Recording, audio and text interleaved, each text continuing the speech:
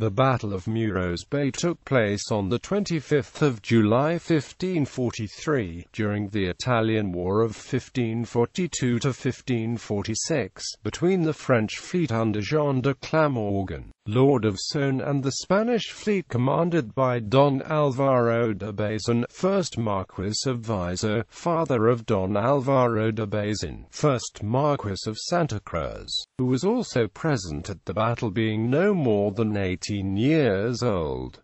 This battle is considered to be the first big Atlantic naval battle. Background: in 1541, Francis I of France violated the Truce of Nice and again declared war on Spain, allied with the Ottoman Empire, Denmark and Sweden. Because of this, he prepared to enlist an army to fight the Spanish and English navies. The king himself went to the port of Le Havre to oversee the preparations for repelling any English attack. Meanwhile, Vice Admiral de Berry instructed the assembly of a second fleet to attack Spain. He enlisted in the ports of Bayonne and Bordeaux, as at this time the Spanish presence in the Bay of Biscay was very small. The Emperor Charles, fearing action in these waters, designated Don Álvaro de Bazán to proceed to the Bay of Biscay and assemble a fleet to try to prevent the French attack. Don Álvaro formed a fleet of vessels from Guipúzcoa and Vizcaya, stationing his operations base outside the port of Laredo, within reach of attacking both the French and Cantabrian coast. Don Álvaro was ordered to transport a body of infantry to Flanders, so he had to split the fleet, and 15 of the ships made the transportation of troops to the city of Bruges, where the infantry was landed at the end of June. Just then, the French finished the preparations, so that with 30 ships, which had been reinforced with 550 specially chosen arquebusiers, it sailed from the port of Bayonne due west to attack the Spanish coast. Although the French fleet had been enlisted by Vice Admiral de Berry, it was at the time under the command of France's greatest seaman, Jean de Clamorgan. The French fleet, on course to approach the coasts of Galicia, captured 2 Spanish merchant ships, an error which alerted the governor at the time, Don Sancho de Leyva, who immediately sent emissaries to Bazán warning of the presence of the fleet and its course. Bazán, having been detached from his army and especially the soldiers sent to Flanders at the time, was doing his best to finish fitting out his ships, as he only had at his disposal a few thousand soldiers.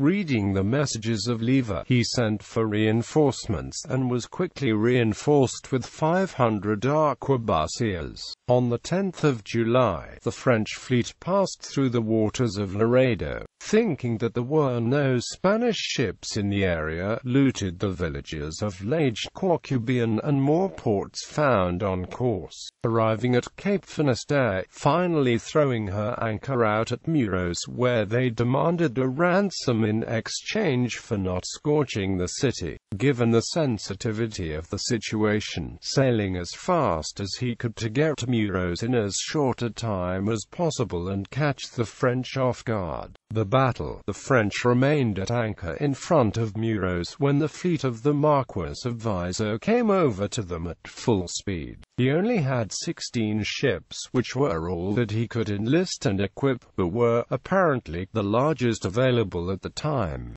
giving him a certain advantage over the 25 French ships.